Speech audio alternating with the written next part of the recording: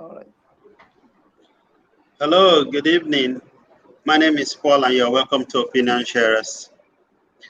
And on this show tonight, we're going to be talking about the issue of insecurity in Nigeria. And so we have passionate Nigerians and experts in their own right who are interested in discussing Nigeria. And Michael will be co-hosting with me, so we'll be asking the questions together. And I'm going to yield Okay. the platform to Michael now to to introduce our guest. Wow. Good evening, viewers. It's nice to engage the platform again. I'm your host, Olaogun Michael, and it's nice to have shall I say, our public personnel, individuals that have continually rendered their opinion on topical national issues. With us this evening, we have Mr. Abdulateef Izoho, an author, a writer, a public affairs analyst, and a journalist. He joins us from Ilorin, Kwara State. Also, we have my brother from the Niger Delta, Mr. Ombanga Tanimu Tamuno Iwomabia. Iwomambie. Yeah, he is a scholar, a peace scholar at the Center for Peace and Strategic Studies, University of Ilorin, Nigeria. Thank you for joining us. You're welcome. You're welcome. Okay, Michael, thank you. You didn't even introduce the village boy. Obviously, I think that must have been an oversight. The village boy is a regular phase on the platform. I have already taken him also possibly as a host. So we have the village boy joining us all the way from Calgary in Canada. Thank you. All right. The thing is that we're going to be asking questions from the host, from the guest. Myself and, like I said earlier, me and Michael will be hosting, so which means we'll be the one asking the questions. And I'm going to, first of all, ask the first question, and then Michael will take it away after that. And I think I would, first of all, turn my direction to, my first question to Mr. Ogbonaga. I'm sorry. Ogbanga is the name. Oh, okay. Ogbanga Tamuno, yes. Ogbanga Tamuno Iwomabia. Oh, that's easy. Then it's easier than I thought. So, Okay. Mr. Ogbanga, I want you to, quickly give a brief perception of the security or insecurity situation in Nigeria currently. I think, in my own view, I'll say security problem in Nigeria. It's as a result of corruption, and I think everything it still leads to corruption. Because when we say people conspire to do things, it's just corruption. That's the security issue in Nigeria. Because according to Abacha, if anything like insurgency takes place for more than 24 hours, that means the government is involved. And if any security issue still continues in Nigeria persists, that means it's something of government being involved, and it's something of people doing things outside what is supposed to be done, corruption. I think that's my own view about the security problem in Nigeria. Thank you. All right. Thank you so much for that submission. Now, my question goes to Mr. Abdulateef. I know you have rendered your opinion over and over on this issue of insecurity in Nigeria. You have written volumes of articles on it. But let us go back to memory lane. In 2014, we heard of the Chibok girls kidnapped. In 2018, we have of the Dapchi girls, school girls. In 2020, we heard of the Kankara abduction. And of course, in 2021, at the beginning of 2021, we heard of the Kagara abduction as well. We heard of the Jangebe. Now, the very horrific one that happened recently was that of the Cardinal. Now, looking at all of this, we know that no state is actually safe as it is in Nigeria as of today. But what happened in Imo State just barely a week ago, I think calls for serious concern by all.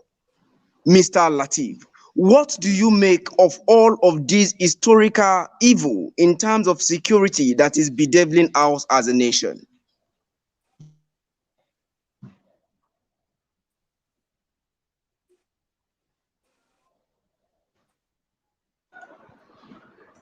I can't hear from him. Hello, Mr. Latif, are you there? I don't think he is. All right. Maybe we have him again. Perhaps it's as a result of network. Let me direct my question again to the village boy.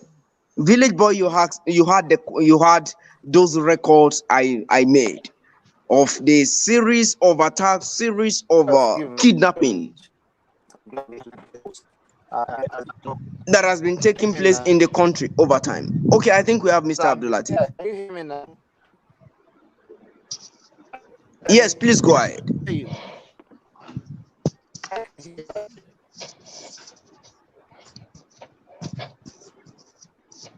I can hear you.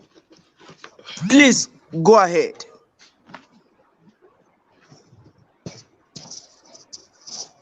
You want to make sure that he heard the question. All right. I said in 2014, we had the Chibok schoolgirls attack.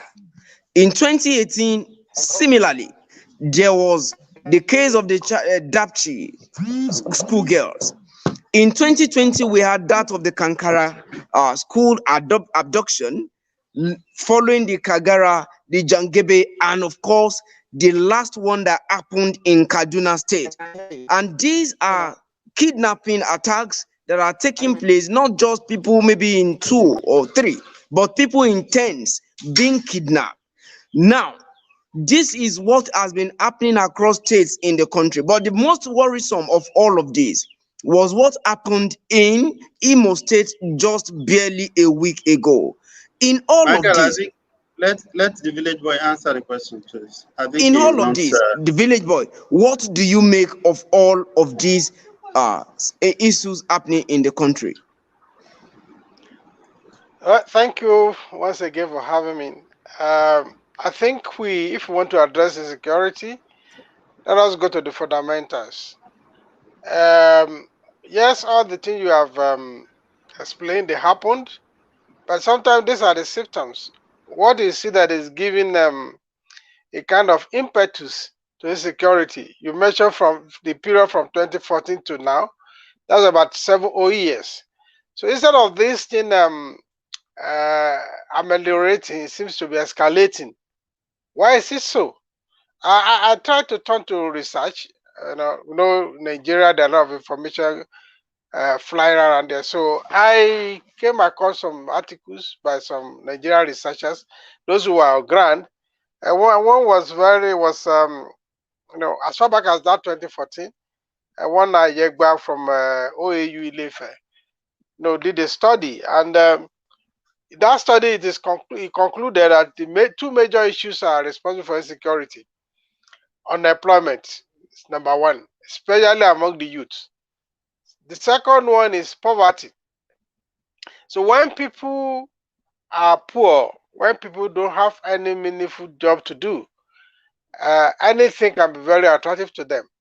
So what has happened is like even the Boko Haram, the more they kill them, the more they're able to recruit, because we have a pool of unemployed youth that they can easily recruit. The same thing with kidnapping. Kidnapping was not this first tough in the past, but as more people are being unemployed, as more people are are kind of moving into the poverty lane, so we have a large army of people who are willing with some offer to come and join in this thing.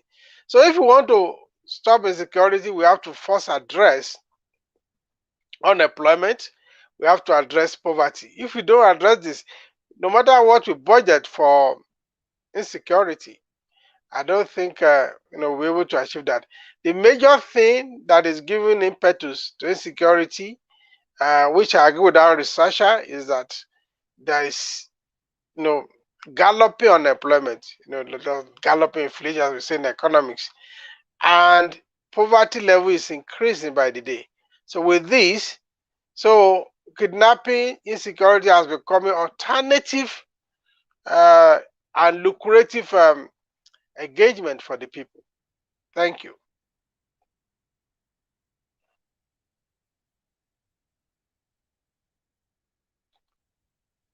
Hello? Thank you so much for that position. Now, everything boils down to unemployment to an extent, but when we look at all of these in its true essence, everything seemingly can be said to have narrowed its way down to the table of government, which therefore tells us that government has not been up and doing in terms of making the economy a very viable one to meet the economic needs on people, most especially in terms of job creation. Now, that was a very brilliant, that was a very germane point you raised there. But when we come back to this issue again and look at it, security formations, most especially the top military officials at one time or the other, have been alleged to have mismanaged the money meant to purchase arms in fighting insecurity. You will agree with me that it is seemingly impossible in 21st century to fight battle without the necessary 21st century machinery. What do you make of these issues that has to do with fighting insecurity in Nigeria? Mr. Obanga, let's hear from you.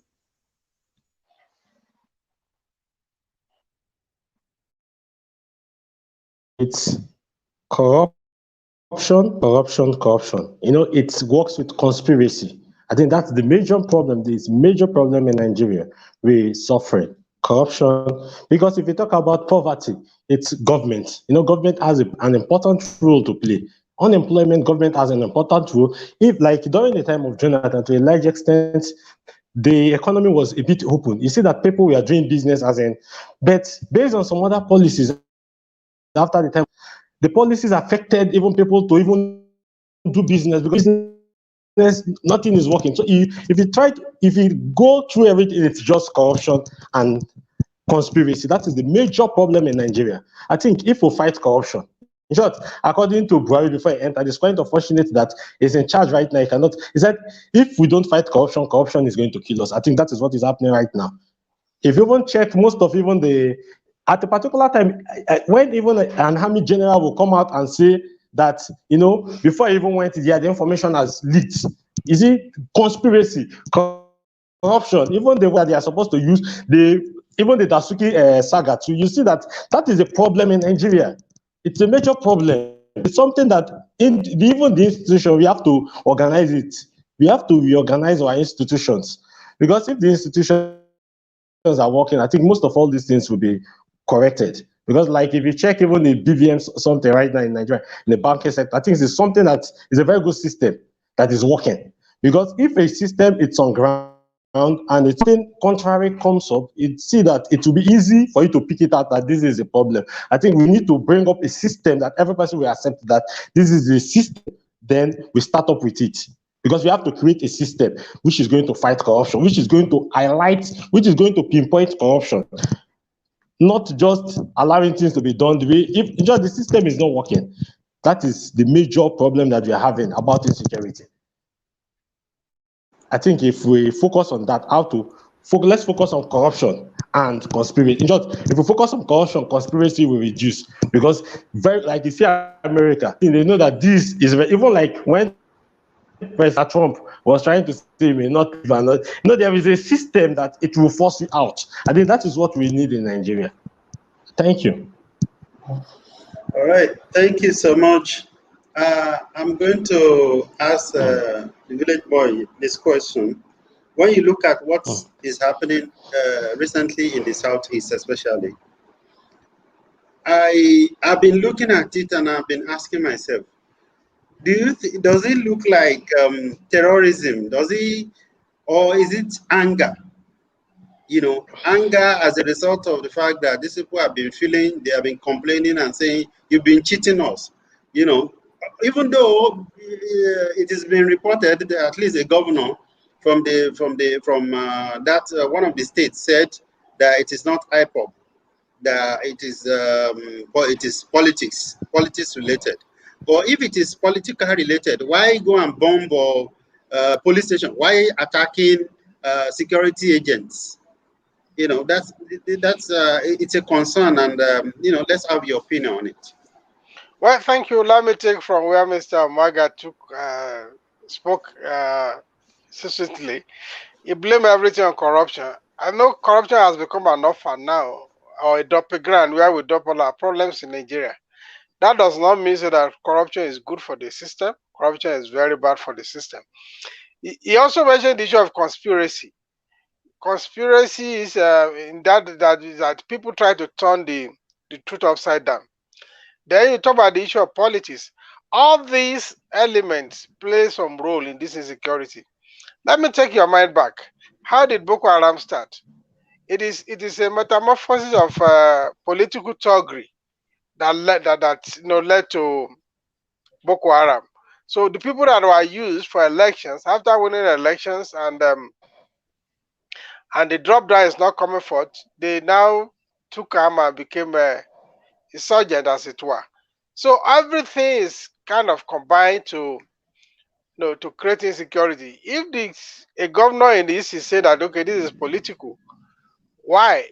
We are seeing another level of political thuggery. It's a case of okay, every politician has an army of thugs, and when you win, you are able to continue to maintain that army because you are able to service them. It's like you literally give them a job, so they are engaged, though not for the good of the society. And when you have your opponent who did not win, of course, after election, the pocket is dry, and because they can no longer service their boys, so the guys will have to find a way of to look out for themselves. So sometimes they try to create problem for the winning side. So it is not impossible that politics may be involved. So because again, because we don't have transparency, all the inquiries that are being made, we may not even find the truth of what caused this. And of course, it is easy again for government to simply say, oh, these are terrorists. We easily label people, we easily label a situation. And because of that, the moment we provide a label, we don't do the next interrogation that we are supposed to do to unearth what is actually happening. So what happened in the East, precisely, we may not get to the root of the matter. Of course, you will see the government making noise that, okay, we will get the remote and immediate cause of the action. And that will be the end. If you will set up a panel of inquiry, spend some money, and they will write some report, and the report will never see the light of the day. The truth is that there is an army of idle people, young, energetic, idle people in the system. And this army of young people are always waiting for who is going to recruit them, and for whatever reason, either for good cause or for bad cause. Just give them some amount to keep body and soul together, and they will go into the society and unleash mayhem. So the truth is that if we don't address the issue of shrinking opportunity, I'll be using that term so much on this platform. If you don't address the issue of shrinking opportunity, then the problem may not go away. This is where I agree with Omaga about the issue of corruption. But then we have given the corruption too much attention that it's like the easy way, the easy thing to blame for all our woes. Bad governance is very glaring in Nigeria. But people don't talk about bad governance. We just dump everything on corruption. And the moment you dump it on corruption, everybody goes to sleep. We don't find solution. The truth is that when people are meaningfully engaged, when there's an enabling environment to do your own business, to get engaged, I believe that the problem of insecurity, somebody that is making good money, doing a right business, want to enjoy life. But when somebody has no hope, so it doesn't care that those who are enjoying life when it's not enjoying, it doesn't care to disturb those who are enjoying life, so to say, no, to stop enjoying too. So I think the fundamental issue is like there are so many idle hands, and where we say idle hand is a workshop for the devil. So that is how the solution is how do we get people to be meaningfully engaged? Without that, then the issue of politics, where election is do or die affair. So every politician, non-native politician, have their own army of talks because people are available to be recruited as such. So, and like I said, the winning one take upper hand, can continue to service the boys. The loser, sometimes they are dry, so they cannot continue to service the boys, and the boys have to look for alternative means of surviving. So that is my position on that. Thank you. Wow, thank you so much, the village boy, for that submission. Everything boils down to governance, and of course, it's no doubt even very visible to the blind that Nigeria is badly governed. I think my question now goes to Mr. Wanga.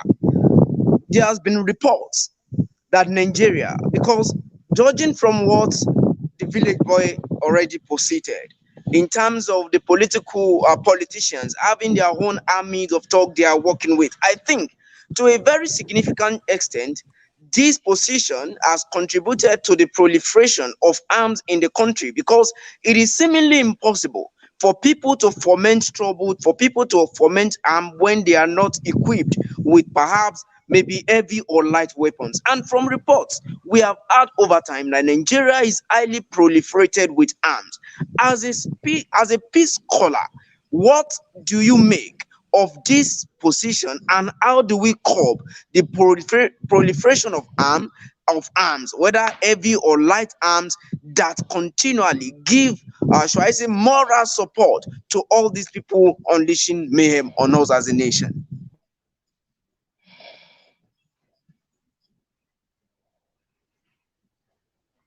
So, in the issue of proliferation of arms,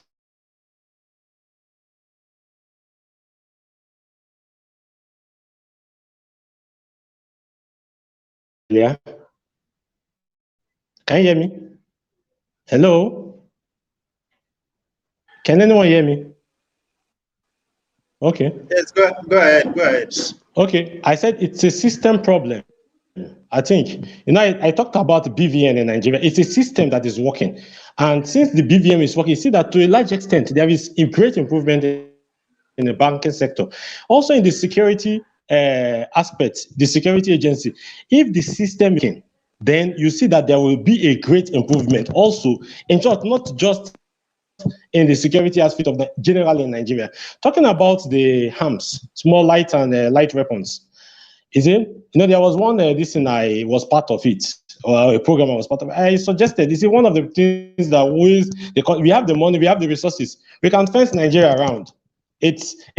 Someone may see it as it sounds somehow, but that is reality.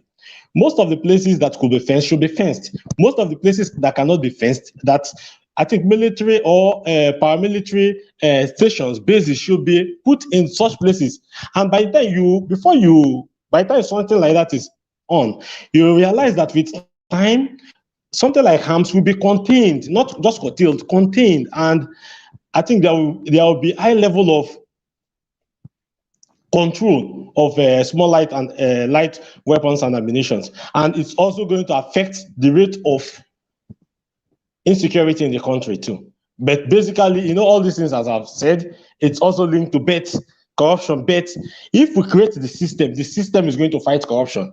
Because look at BVN. Just let's use the BVN as a case study. Because of the way, easily right now, they can easily apprehend people. Easily because of BVN. They link accounts, and it's okay. If something like that is also brought up in the security atmosphere, then you see that most of all these issues we are talking about will be solved. It's just that some persons just don't, as I said, the conspiracy against some persons don't want, because even like, let's even go back to our census. Most times we carry out census, you see the kind of level of, it's still corruption inside again. As in the figures they manipulate and so on. But with a system working, most of all these things cannot be manipulated. Like even if you want to know the, let me say, relative, close to the absolute number of persons in a particular area, based on even this national identification, by the time you do it, link all of them, there is a synergy between all the agencies. You see that within 5-10 years, and people start registering, within 5-10 years, you get a relative figure that is close to the absolute figure. So with that, it will also check security too. So those are the measures I think that should be used. A system should be built. We should build a system. I think it is going to fight corruption too. Thank you. Thank you. Thank you very much for doing justice to that. Now I will take the next question to the village boy. And the question is revolving around the credibility of the security agents in Nigeria. You find out that over the last year, the credibility of, I think it was Nigerian Army that has the most sophisticated, or they are the most respected security agents in Nigeria prior to this, the last 4 or 5 years. But today, that's it's Nigeria, like Africa. In Nigeria, I mean. In Africa, right? No, I'm talking about Nigeria. Yeah, you're talking of the Nigerian army in Nigeria or the Nigerian army in Africa. Nigerian army in Nigeria, okay? But today, when you look at the average security agent in Nigeria, people don't even believe them anymore. And you see them coming to say one thing, and then people are, already almost immediately debunking it on Twitter. And all of these things can actually constitute a lot of issues. Like what they are doing, the bombing they are doing in Southeast, a lot of people are criticizing it and saying this is not right, that they are not necessarily against fighting the ESN, that they are probably killing civilians, innocent civilians. Village boy, what's your take on this issue? Well, thank you very much. Propaganda is also part of the issue of large politicking. People, but that's why I said sometimes you don't get to know the truth. Yes, Nigerian army used to be the elite corps. They see themselves as the doyen of the security architecture. And to some extent, they are. But over time, also, they remember too. They were the one that were actually, carrying out, staging our military coup. They are always at the forefront of military coup. So they have also been corrupted by politics, if I want to use a MAGA word as at now. So the problem there now is that the system is lacking check and balances. So people do what they want to do. People do what they like to do, and because there are no consequences, they get away with whatever they do. So the army, as we used to know in the past, has lost its focus. So that is. Oh, guys, I think Omega should mute. Can you mute Omega first? So it has lost its what we call its credibility, because over time they have soiled their hands. And for instance, there was a video circulated during the week where the president, Mohamed Buhari, the commander-in-chief of the armed forces, granted an interview that the billions of dollars were allocated to fight Boko Haram were put in personal pockets. And though we didn't see the full details of that interview, because what was being circulated is about 2 or 3 minutes. I don't know whether you have access to the full interview. Now, if we know that the money budgeted for security for Boko Haram fighting is put in personal pockets, that is one step. Okay, whose pockets are those money, the money going to? So why don't you bring them out and let them account for the money, and then get them the money out of their pocket? But the last we know is like the former chief of the defense chiefs were awarded with ambassadorial appointments just barely few weeks after their so-called retirement. So I think there's a lot of contradiction, apart from conspiracy in the system, that we don't even know where to put appropriately, or whose side do we put this blame onto? So is it the government, as the federal government? Is it the army, as in the military? Or is it the governors that themselves that are using that surround themselves with political talks? So the thing is so complicated. But then, one thing is clear is that uh, the, the, the, the, the the center is not stable. The center has everything is falling apart, and the center is no longer holding. Apologies to late Shino Ashebe. So the army, those they used to be used to be seen as at least they were far rated higher than the police. I'm not sure that the rating is still that high today, because the army seems to be as corrupt as the police now. I don't know. So that is my submission, that the army, in fact, the military generally have lost their credibility. That's the fact of the case in Nigeria. Nobody, respect them any longer. Thank you so much for that position. I think I would love to still take village up with a question.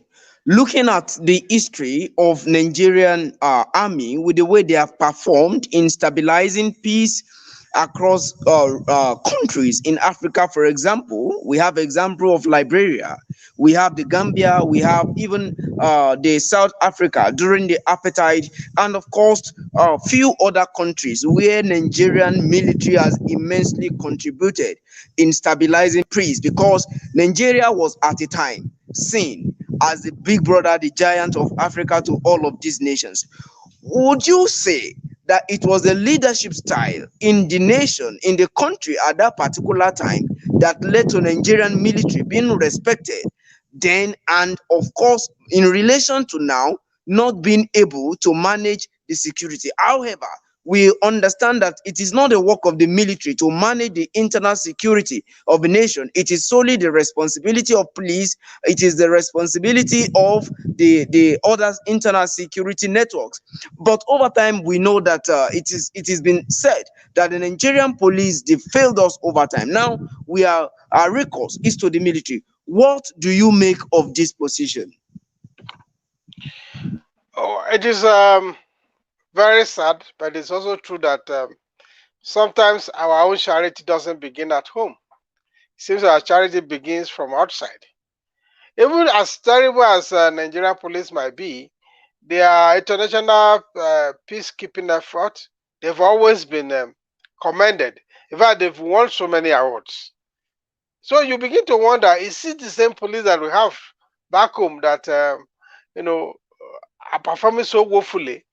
That so for army, it's the same thing with the Nigerian military. When they go outside, they behave well. But I think there's another issue in Nigeria in the system, which is impunity. Because when you come back to Nigeria, people can get away with anything. I think that kind of affects their performance at home. When they go out, they do well. When they come back home, it's like, oh, well, it is our home. Nobody can do anything to me. So I think there is more impunity in the army, so much that they don't perform well at home, but they perform credibly well outside. So it is an irony that needs to be fully interrogated, maybe by researcher. Why is it? What is the psychology behind our personnel performing well outside and coming back home and perform horribly? It beats every reasonable imagination what may be responsible for that. So we cannot judge their performance outside with their performance at home. Definitely, they are not at par. There's no parity about that. It's the same thing with the police. The same thing with the military. They do well outside. They do poorly at home. The reason, I don't know.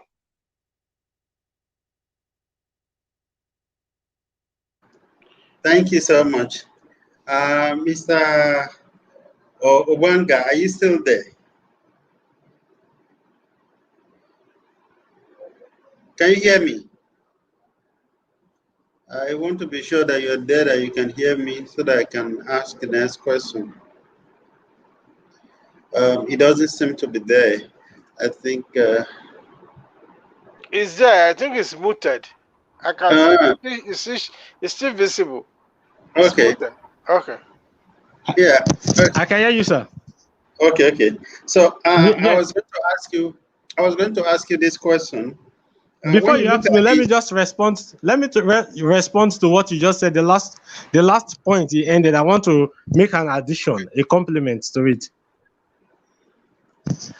The question was, before this time, Nigerian army, as in even our police, I think we you have are a high supposed to be level of facing respect. where the light is. Sorry, you are supposed to be facing where the light is. You know, Nigeria, there is every downpour over here, and they've taken the light, and Yeah, I get it. I think So that's the brightest position I am right now.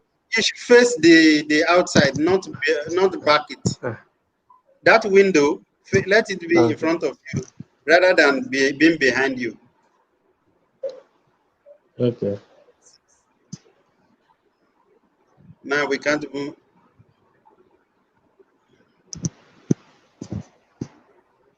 Anyway. I think this is the highest. It will go.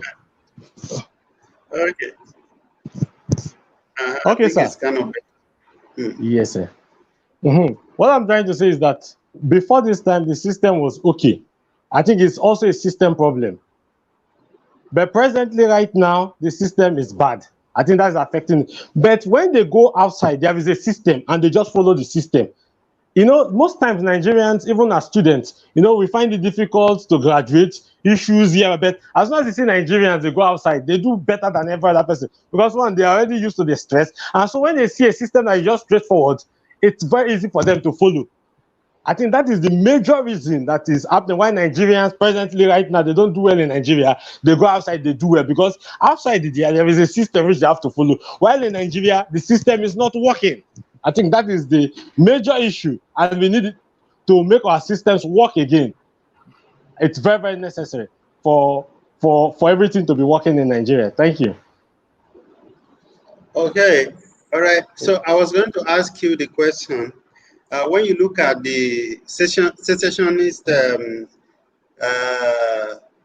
agitations all across the country, like the IPOPs are doing their own, and then now Oduduwa people are also saying they want to go. Now, do you think this might be contributing to the insecurity situation in Nigeria in any way?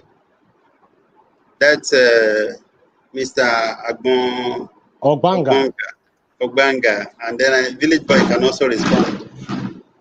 Okay, I'll say to a large extent, ordinarily, like now the issues will be hydra-headed. Before this time, it may be one security on one side, Boko Haram, and maybe Herdsmen. But right now, they'll see, because there's what we call early warning system, and they have to focus on it, because if you don't focus on it, it might metamorphose to something else. I think definitely is affecting the security position in Nigeria too, because there will be diversion of attention. Something, the resources to be diverted, because recently they are talking about some security arrangement in the southeast. Ordinarily, it's supposed to focus on the northeast based on the Boko Haram insurgency. But right now, you have to take some security outfit to the southeast. So definitely, it's going to affect the general security architecture of Nigeria. Thank you.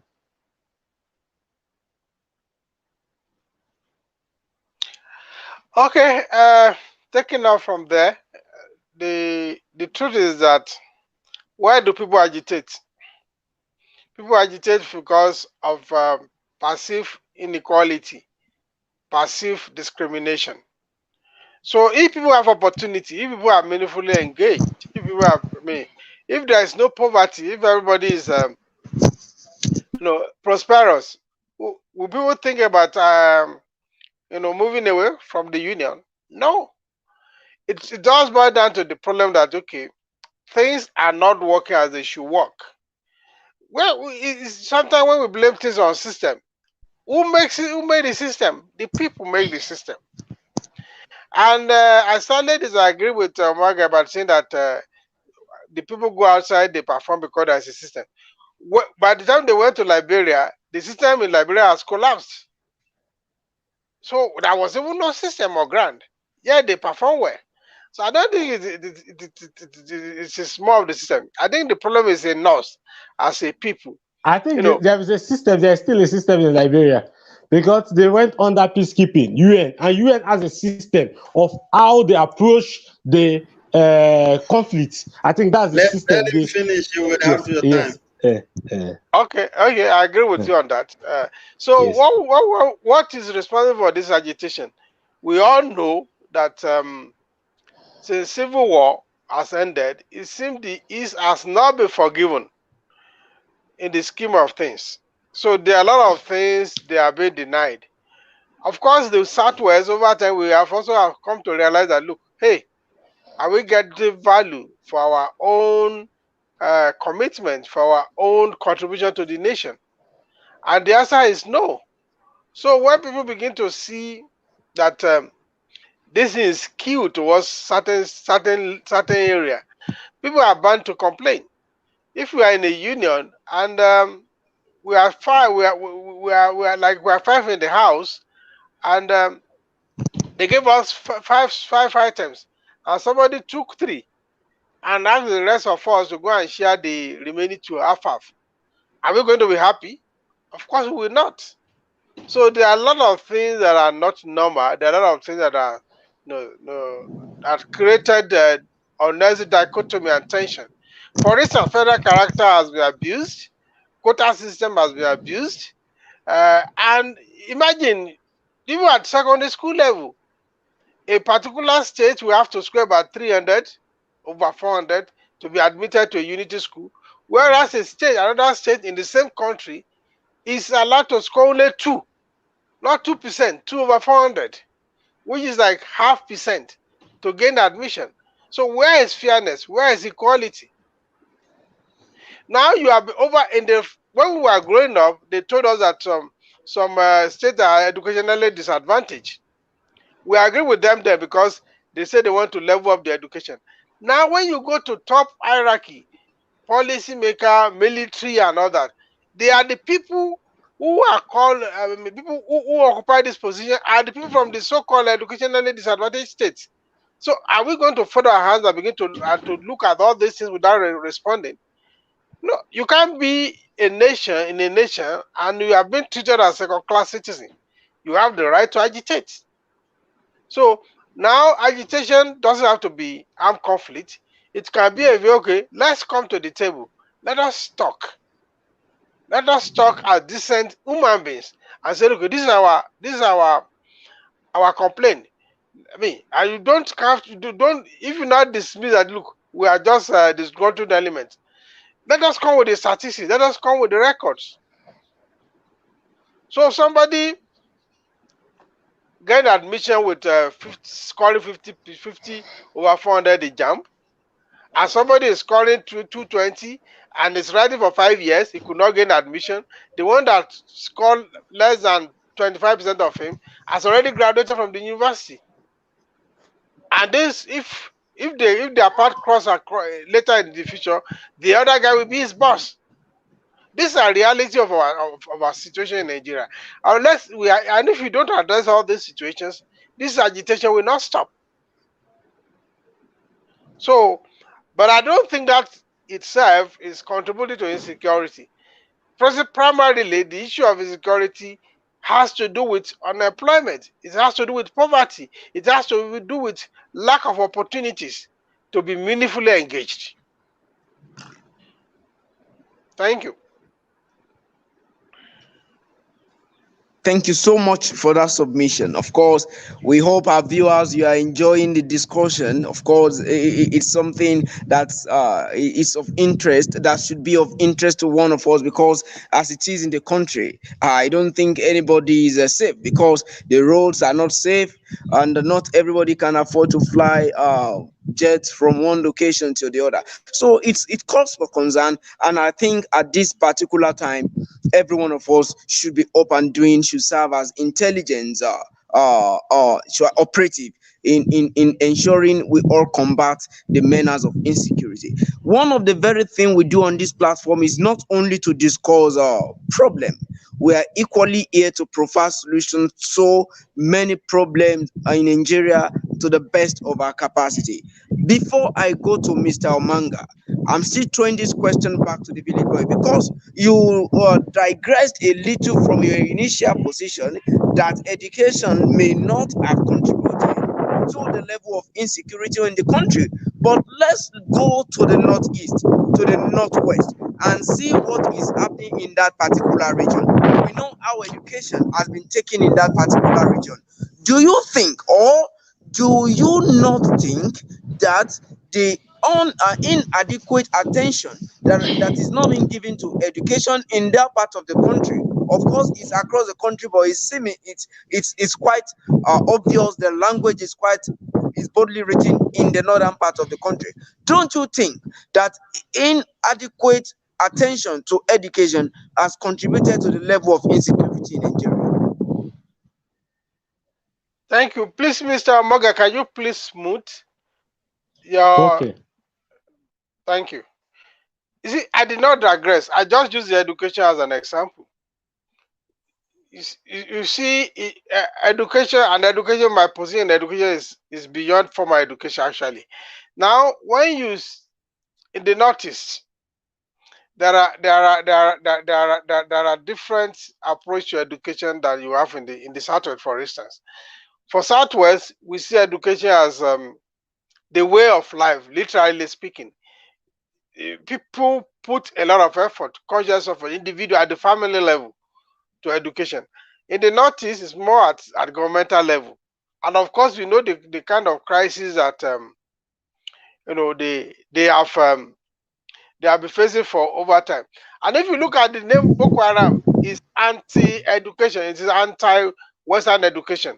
So now, Northeast and many parts of the North, actually, virtually every state in the North, has always been designated as educationally disadvantaged states. Now, a lot of people call us, okay, Boko Haram is like, Western education is a taboo, which is a literary interpretation. Now, you say on one hand that you are educationally disadvantaged. Then a group of people stood up from one day and said, okay, education is a way taboo. So, is that not a contradiction? So, now how do you give attention to education in that place? Because there is no security. Every day there is bombing. Every day there is abduction from schools and all that. So it becomes complicated when you look at it. On one hand, you are educationally disadvantaged, so to say. On the other hand, you are doing things deliberately. You are fighting education. I think Northeast is deliberately fighting education. Boko Haram is about fighting education. So in that case, what do you do? When people are not educated, when people don't learn a trade, when there are even no opportunities, then you have an army of jobless people that can be easily recruited into insurgency. And that is what is happening. That is why it seems that, oh, you kill, today we have that they kill 300, 400 Boko Haram. The following day, you will hear that Boko Haram has struck again somewhere. Because as you are killing them, they know they have where to go and recruit other people. So Boko Haram is fighting education and creating instability in the Northeast. So yet Northeast is supposed to be educationally disadvantaged. So how do you fix how do you fix that puzzle? So what attention do you pay to education? People are not even willing to go to school. You have to beg them, you have to cajole them, you have to make education free for them so that they can go. And now there is a group that is saying that, look, don't even go to school. That the school is haram, that Western education is a taboo. So how do you reconcile that? Okay, the village boy, thank you very much. I'm going to ask this question, and I would like if both of you can attempt the question. And the question is regarding Mr. Obonga's comment about the lack of system in Nigeria, working system rather. Now, why is it so difficult for us to develop and build a working system? That is one.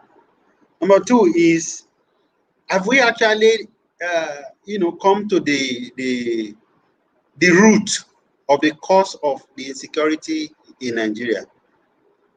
Because it's like we are just saying this one is that one. Some people are saying it is Boko Haram, bandit.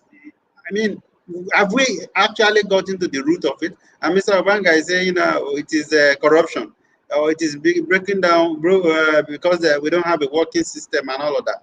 So have we actually really detected the actual cause of these issues? Let Mr. Obanga attempt the question first, and then for Village Boy.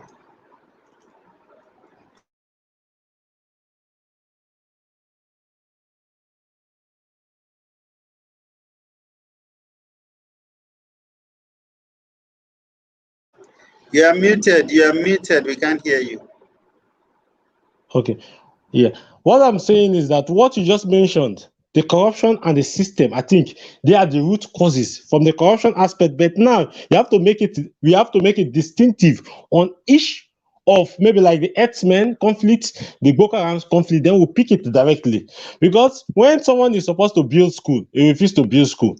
Because even before the time of Boko Haram, most people in the north refuse to go to school, and there are people who refuse to just decide not to encourage them, because there is a saying that if you make people less educated, you have more army, more loyalists to you. That is something, it's a major problem. But right now, I think we have to follow it from the system aspect of it. The system can correct the problem we are talking about, because the system links the issue, the root problem, which is the corruption. The system roots it, because for you to have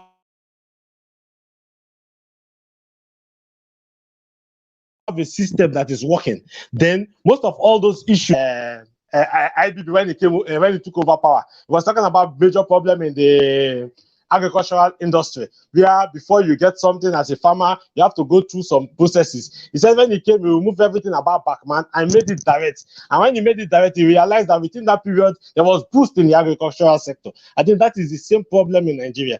Now let us x-ray the problem. Let's x-ray it, and let's analyze it based on the systems on ground.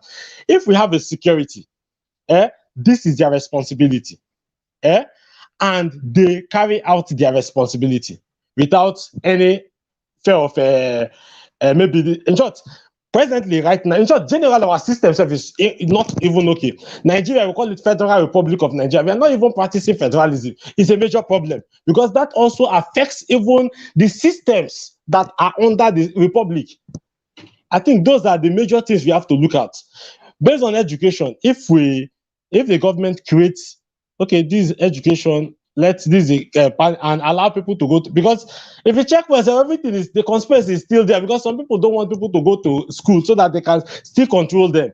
But if the government, and in short, generally, I'm just saying it's just linking to it. We need a leader. We need someone with courage. We need someone that will take decisions for everything to be correct. We need someone to take decisions, someone to be responsible. According to Adolf Hitler, he said we need a man with a smile on the face of a machine gun that will scare any person when it comes to dealing with corruption, when the leadership is okay. I think most of all these issues will be addressed. Even the issue of this BVN we are talking about, that the system worked. I think it was how the government faced it.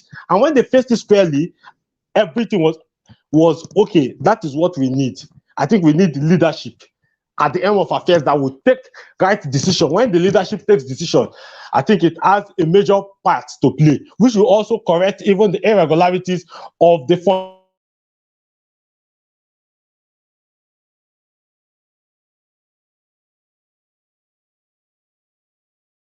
Okay, Village Boy. But when we have a good leadership. Okay, hello, go sir. ahead. Are you with me? Go ahead. When we have a good leadership, I think most of all those issues will be resolved. Based on what I just said, the system will come in squarely. Thank you. Thank you.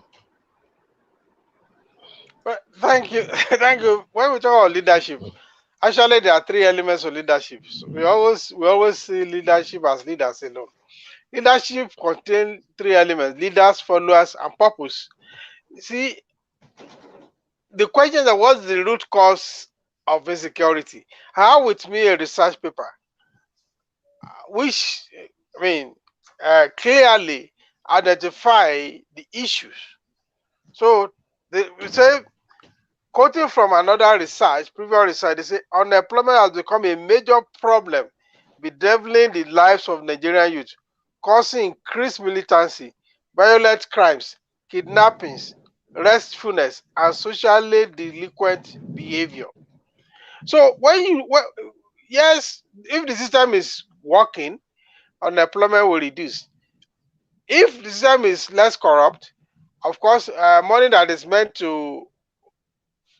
channeled towards a particular purpose, that money will be spent for that purpose.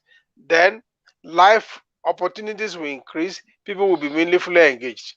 So if you don't address poverty, if you don't address unemployment, you cannot curb insecurity. You can buy guns, you can buy weapons. What will you do with it? You kill people. You kill your citizens. If you spend 20 billion naira on buying weapons, and you spend 10 billion to build an industry, to build a factory, for instance, and you employ people, and they are producing. Now think about the multiplier effect. Let's take even the time they are building the factory, the construction site, you will engage the carpenters, you will engage the bricklayers, you will engage iron benders, you will even engage your car driver who will be taking laborers to the site. Then you will see the woman who will come to be selling rice at the site. Some will bring their bread, some will bring sobo. So you see the multiplier effect of that. Okay, the 10 billion that you have put to get people engaged, people go there to look for their daily their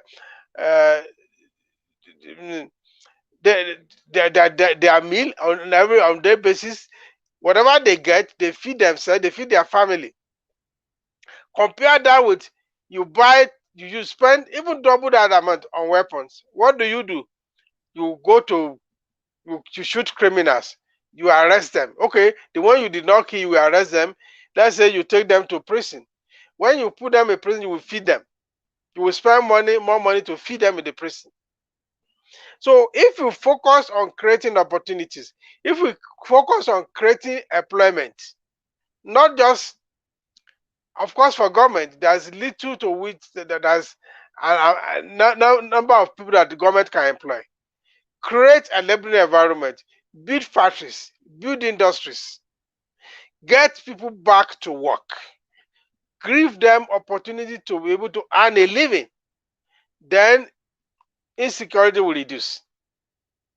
We may not eliminate insecurity completely in any society, because there are people who will not be satisfied with whatever you give them. They want more. There are people who think that other people are having advantage over them, and because of that, they want to strike. But when you look at this level of insecurity, you will know that what you have to do, like especially the categories of people who are involved in this crisis, they are young people. Have you seen a young banker who goes to work in the money thinking of going to become a kidnapper? It is almost impossible. Or have you seen somebody who is, a top civil servant, despite their whatever challenges they have, who want to go after closing from work in the evening? It's okay, let me go and do armed robbery before I go to work tomorrow. So these are the issues. Do create a robust economy where people can be meaningfully engaged, then you will be able to reduce insecurity. But the more people have nothing to do, and like human beings, we always want to eat. But if there is no means of earning your livelihood legitimately, every opportunity becomes opportunity, including kidnapping, including banditry, including anything. That's my clear submission. unemployment, poverty. Thank you. Thank you so much. Thank you, both of you, for making the observation. It's just that it's unfortunate we are not able to see Mr. Obonga's face very well, you know. But then let's continue. Michael has been having issue. We're going to ask a couple of questions more before we close the show. So now I have a question here. When you look at the Civil War, I think Village Boy would be able to share his perhaps some experience and insights as a man who studied history. When you look at the Civil War, you know, I've also studied some of the countries that have experienced Civil War, such as Rwanda recently. You know, did the Southerners who were victims of the Civil War, did they actually heal? What was the Nigerian government effort to help them heal? That's a question that that's something that I personally want to know. Did they ever heal? Maybe we should start with Mr. Obonga and then we come to the Village Boy.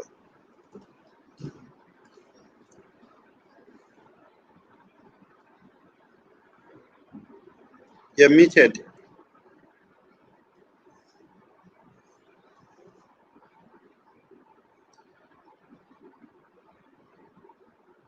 Yeah, also we have still a can't hear different. you. Okay. Now you Okay. can start. What I'm saying is that you talked about the South based on the Civil War, their perception.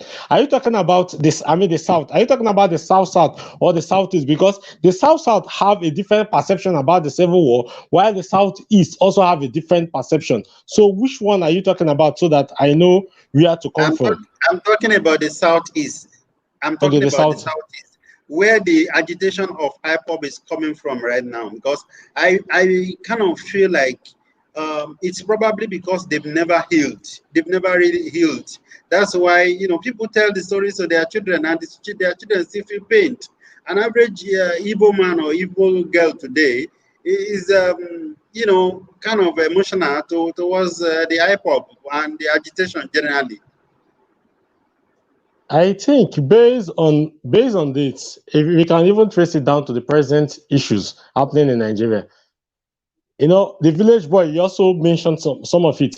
He said the Yorubas agitate because of when you discover that you are marginalized. I think it's still happening now. Even the federal character, this thing is not even followed. You see, those are the things that make, if not ordinarily, after the war, the pronunciation was no victor, no vanquish. That means there was no winner, there was no loser. I think we are all Nigerians. But the kind of things happening presently right now, I think it makes people remember. I think tries to put people as second-class citizens. I think that is what is happening now, not issue of what happened in the Civil War. It's the present condition of things that are making people to feel that way, not based on that Civil War. I think it's the present condition of things that are making people feel that way. Thank you. All right, thank you. Village Boy. Yeah, in 1970, Gowon came with the 3 R's. So, reconciliation, reconstruction, and rehabilitation. Have all these 3 R's be achieved?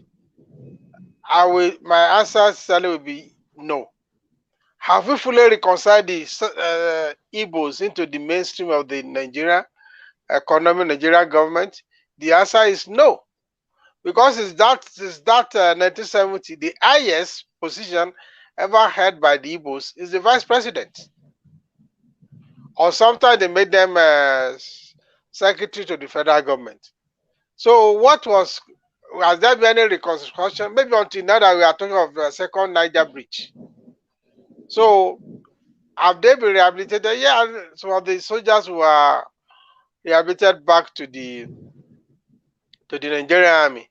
And since that time, I think only one chief of army staff has been an Igbo man. Only one. That is Sebastian, whatever. I can't remember the name now. Ejirika. Okay, that was the only one. We have 1970 to now. How many years are we talking about? 41 solid years. So we have not seen this reconciliation. We have not seen this reconstruction. We have not seen this rehabilitation.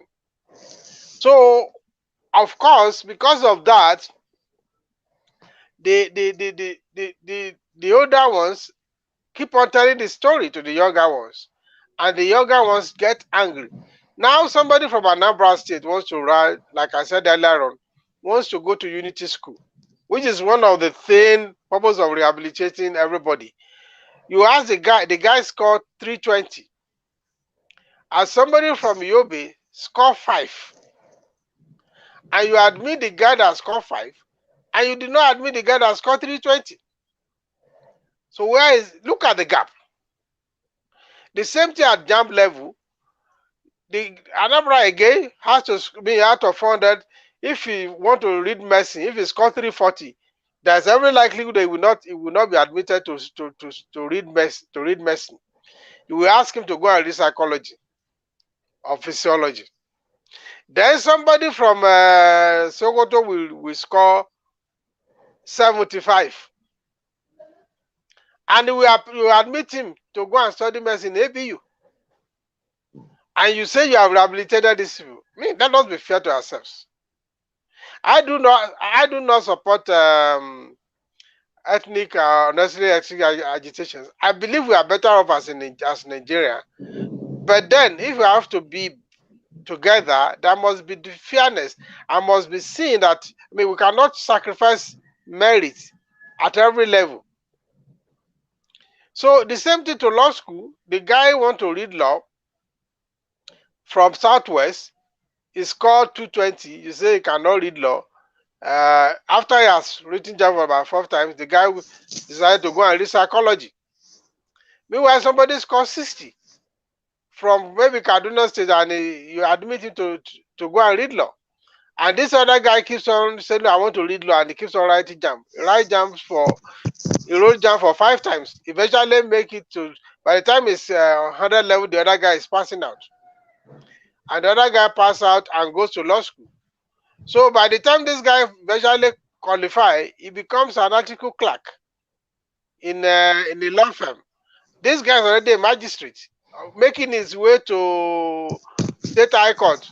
So by the time this guy is struggling to become SAN, the other guy is already a chief justice of Nigeria. So, and we see we are one Nigeria. Why are we deceiving ourselves? So, to me, the Igbos have not been forgiven.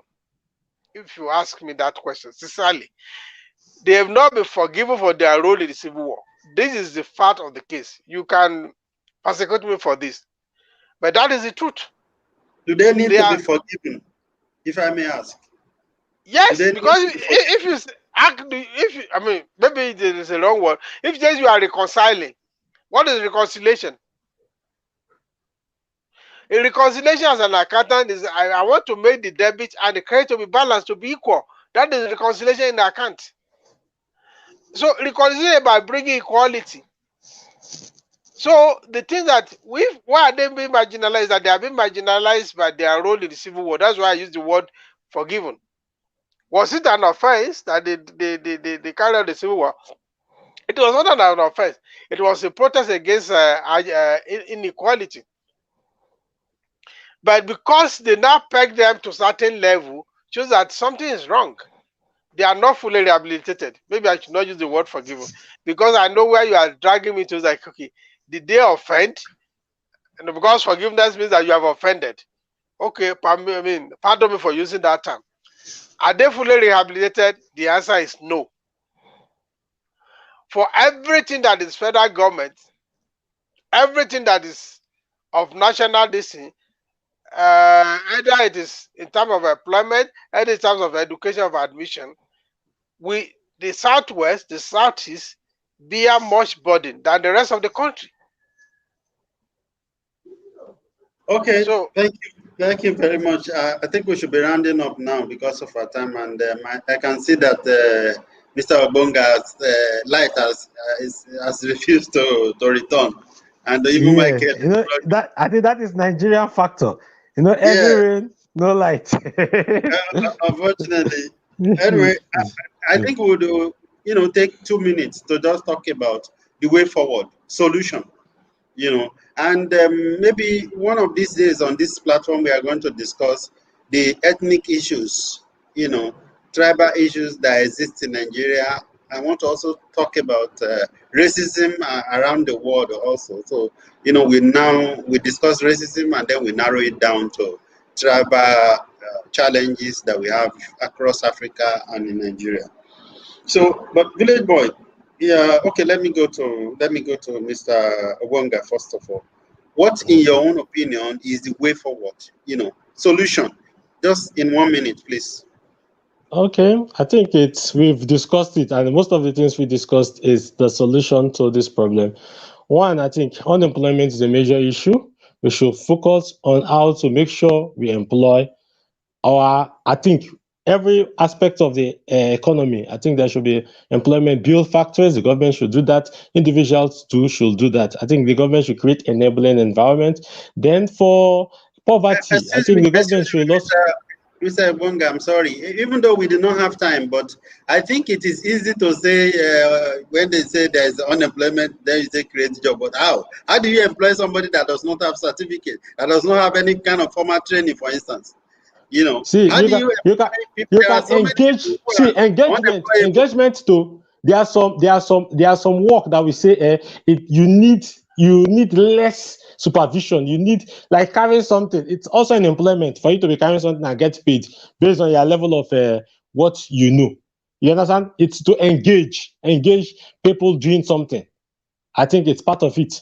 Then all those skill acquisition, government should continue with it, create enabling environment so that individuals can invest in creation of opportunities for people to work. I think it's one of it. Then issue of corruption, I think we build systems, as in our police, army, in job, especially in the army, build systems, as in create systems like the way they did in the BVN. I think the method they use in making BVN work, if they use the same method, I think in the security aspect is going to work. Then there's one thing I normally say in terms of smuggling of this thing. Well, if it's possible, we can fence Nigeria around. The places we cannot fence, we build military bases there. I think with this, most of the issues will be sorted out. Thank you. Well, thank you, Mr. Morgan. You want to turn Nigeria to a prison house, a giant prison house where you build fence all around everybody. Well, I think this issue, BVN is not a solution, because if BVN has been a solution since the BVN has been deployed, corruption would have reduced. So if corruption has not, there's no record to show that corruption has reduced because of BVN. So the so much high praise we are giving to BVN, I don't think I share the same sentiment with you on that. So BVN was supposed to be able to track those who are getting money illegally. Then what have we achieved since then? Has it affected? Has it reduced corruption? No. Now we need a situation whereby we have to go to the drawing board. We have to, our education has to become functional. Without a functional education, people cannot become innovative. And of course, we have to fix our electricity. If electricity is fixed, then people will be able to, transform their ideas into meaningful engagement. Two, we have to also look at our finance system. As it is now, it is difficult for you to go to the bank and say you are doing buy and selling to get loan. A small scale entrepreneur who has a good idea will go to the bank. They will tell you that your idea is unbankable. But the moment they think that you are making money, they see you buy a vehicle, you brand it. Every morning, every day in the morning, the bank marketers will be, in fact, they will be resuming office before you, because they believe that you have small change in your hand now. Our bank don't support startup. They are always looking for food is ready.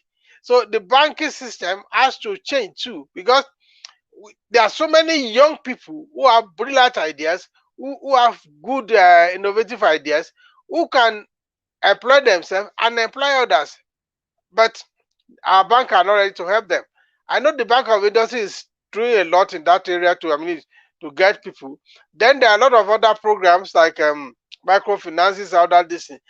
You make the interest to be friendly, Because somebody who is starting, who has not gotten his feet on the ground, you cannot ask him to come and take a loan of 25%, 30% per annum. You are going to crush him. He's not going to be, he will not be able to survive. There must be some kind of loan that should not be more than 1 digit, it should not be more than 9% at the maximum, so that people who have meaningful ideas can transform those ideas to reality. And of course, if you employ yourself, the employment is reduced. And over time, as you expand, you employ another one, and you employ another one. Then another solution, I would say, our people also should think long term always. Every time people think of short term. Even when you establish your business, the moment you are no longer there, the workers will, will literally be feeding themselves. They don't care about you that swear that they established the business. They care for themselves. Before you know it, the business is collapsed. Many of us who are not in the country, who try to establish business at home, we know what we suffered. These people will tell you lies. They will tell you lies, and they will be lining the money with their pocket with your money. And before you know it, they will leave your carcass for you, and they will go about even giving you bad names, as if you are the one that is a bad person. They steal from anybody. Then we have to change our work ethics. Those who are working too, are they giving good example to those who are not working? You are civil servants, you will soon work by 10 a.m. and by 2 p.m. you are gone. And you say it's a government work. They don't used to work. You don't do government work and sweat. We have a whole lot of orientation, because the more we are not meaningfully engaged, the more insecurity we will suffer. We will not solve the problem by building gates. Gates will not save us. They can pull down the gates over time. So let us not, the money we should use to build gates, let's use to develop rural area, build good houses for people. So rather than wasting money on cement to build gates, gate will not solve the problem. Thank you. Thank you so much. I think Mr. Agwonga is going to make Dangote richer.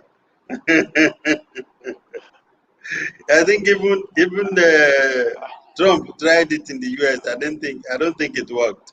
Anyway, thank you so much for coming to honor our invitation, Mr. Agwonga. Thank you so much. We really appreciate it. And unfortunately, Mr. Sheriff also was not able to. Maybe it's Nigerian NEPA or internet or something that happened to him. But thank you, viewers. We thank you. We appreciate you for staying with us. Next week is another time we are going to be here discussing some other very important topics regarding Africa. Thank you so much, and bye for now.